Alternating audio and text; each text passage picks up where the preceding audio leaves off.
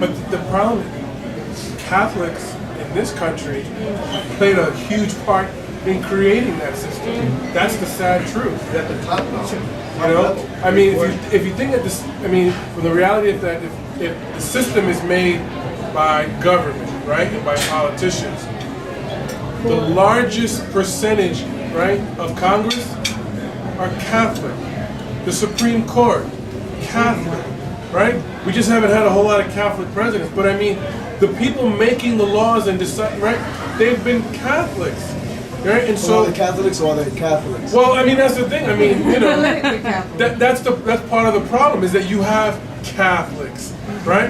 That we can even say that we have to say it like that, right?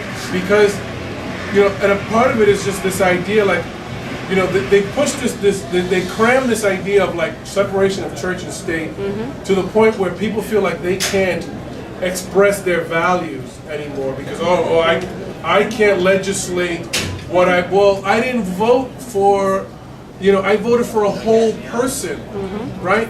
And so I expect your values to make it onto, you know, the congressional floor or to the assembly chamber or whatever it is. That's why we put you there, because we want the values. But all of a sudden it's like, oh, I can't, you know, oh, I have to. And then, you know, that's part of the problem is that we've separated ourselves from the idea of we can have values and we can make things different, that it's possible. I would say, to answer your question, for me, I mean, I deal with so many different issues on a daily basis, and so I can't say one is more than the other, but the one thing that I have seen is that there is a disparity in the economy of hope, right? And what I mean by that is that there are people, like you mentioned that, you know, there are people who have means. They have all the hope in the world. Everything is possible. And yet there are so many people who live a life where it's very clear to them where their limits are, okay? That they know, well, I can't go past, that's not an option for me, right? And they live their life knowing like, well, this is as far as I can get, right? That other world that belongs to someone else, or they don't even know that other world exists, right? And so for me, it's so frustrating, and you know, not to put anyone on the spot, but like, you know, when I deal with, like, for example, with parents in a school, right? Well, the white middle class parent will advocate for their child, and they will fight, and because they know it's possible. Everything is possible for that, and their kid grows up, and it's like every college is possible, and the kid, oh, I want to go to Europe, I want to go back, you know, everything is possible. For the Latino child or anyone else, it's kind of like, no, better to slow down. Hey, you know, this is as far as you can get. Oh, you know, this school is good enough. But for other families, because you know, no, it's everything is available to you, right? There are no limits for you, and that's how they grow up. They grow up believing like the world is their oyster, right? Everything is capable. But for a lot of families and for a lot of people, you feel like, oh my God, I'm so lucky I got to go to, you know, and everyone else looking at you like, big deal, like that's for everyone can.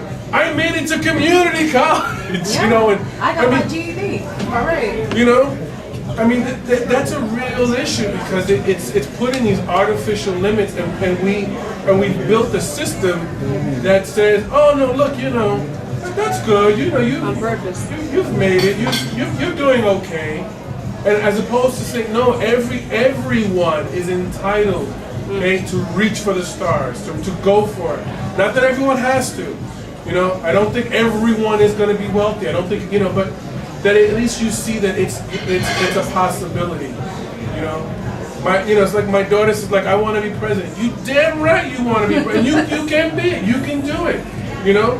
But there are people out there like, president, what you want to do that? You know, like, oh, like they already start shutting that down. You know, and there's a real problem in our society with that. I have a separate question. I'm sorry to deviate the topic, but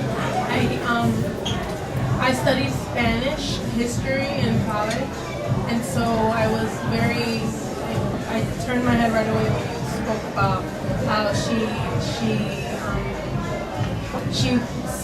mentioned that the Catholic Church was on the fascist side of the Civil War. could you elaborate on her ideas or what she thought, or how was it that the Catholic Church was putting it forth?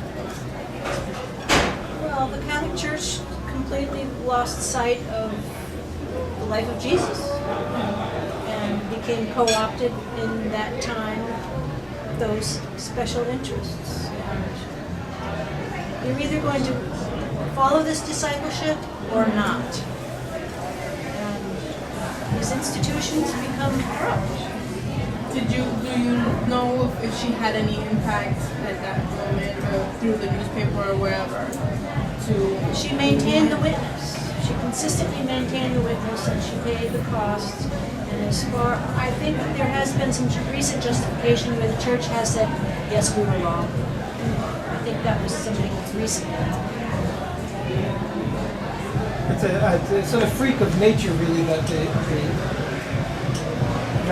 socialism. The socialists also early on took a secular, even proactively atheist stance that so alienated the Catholic Church. That's why it's a horrifying contradiction in history. So Dorothy Day we were talking earlier about changing the system. Dorothy Day was a socialist as a young woman. She graduated to become the first Catholic anarchist. So she went from socialism to becoming an anarchist when she became a good Catholic. But it was very clear that the church at the time of the Spanish Civil War, that this was not something that she could support. That they supported the fascists, which really didn't become, who the fascists were did not become clearer until a little later, at least for the globe. It's just interesting part of history.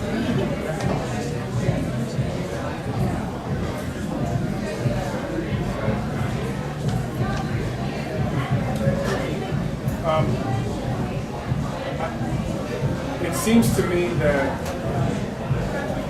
we don't have in today's world like some of like the iconic kind of figures that it seems to me that existed before. I think someone like Dorothy Day is an iconic figure.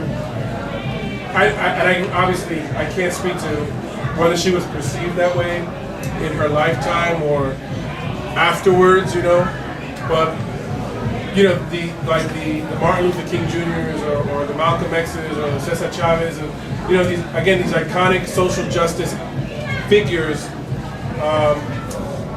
It seems to me like we don't have those anymore.